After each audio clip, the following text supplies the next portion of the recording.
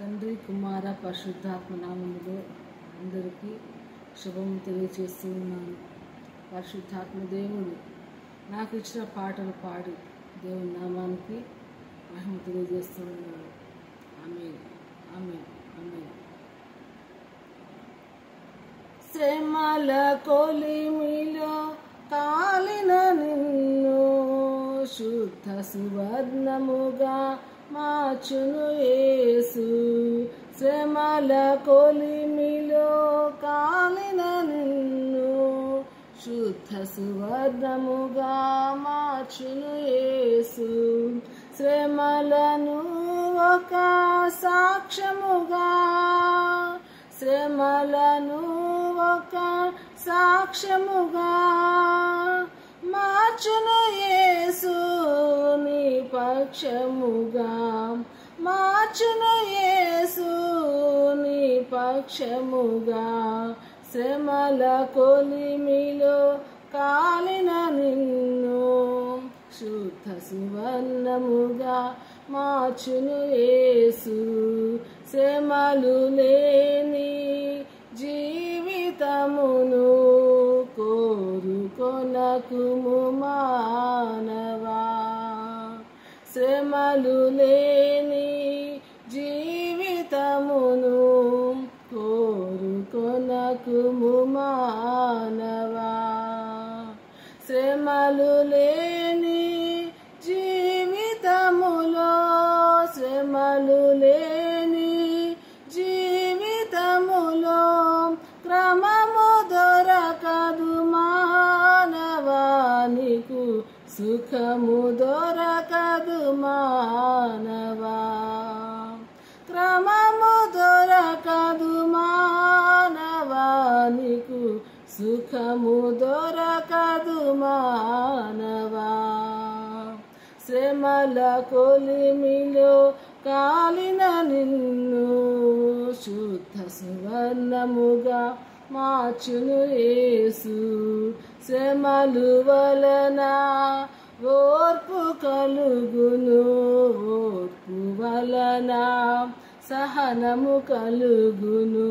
శ్రమలు వలన ఓర్పు కలుగును, ఓర్పు వలన సహనము కలుగును.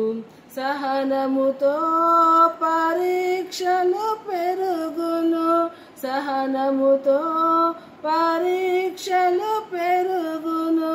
పరీక్షలతో నిరీక్షణ కలుగును, పరీక్షలతో నిరీక్షణ కలుగును.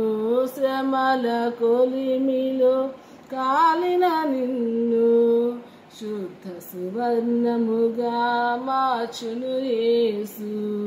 శ్రమల కొలిమిలో కాలిన నిన్ను శుద్ధ సువర్ణముగా మార్చును యేసు.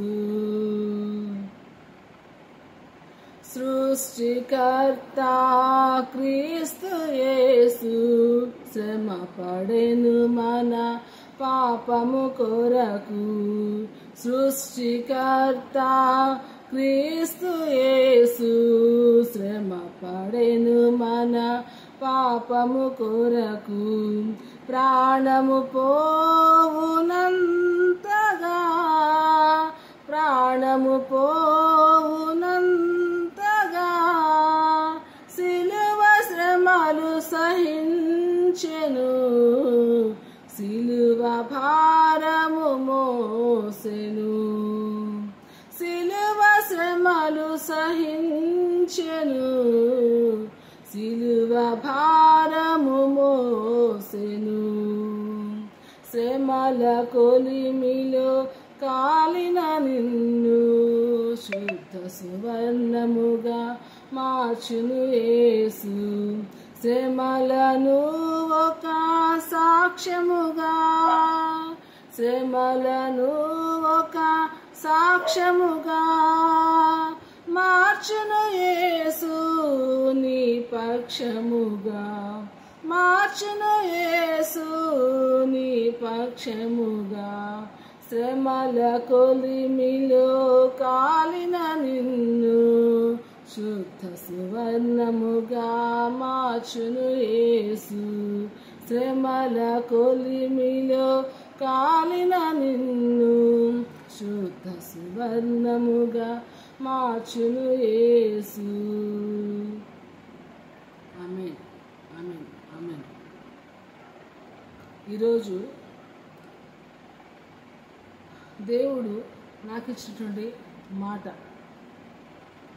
మొదట నీ స్థితి కొంచెమే అయినను తుదకు మహావృద్ధి చెందుతావు అని యోబు గారితో చెప్పాడు కదా.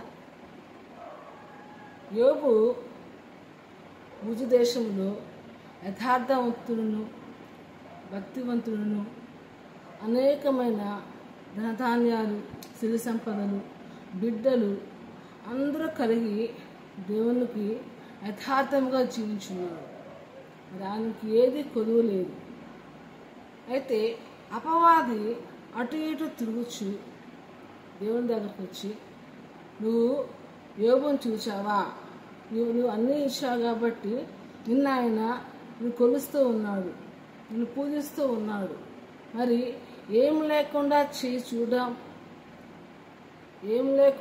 చూద్దామని అన్నప్పుడు ప్రాణమైతే ఇవ్వలేదు, కానీ ప్రాణం అధికారం ఇవ్వలేదు, కానీ సమస్తము కూడా అపవాదికి అప్పగించాడు దేవుడు.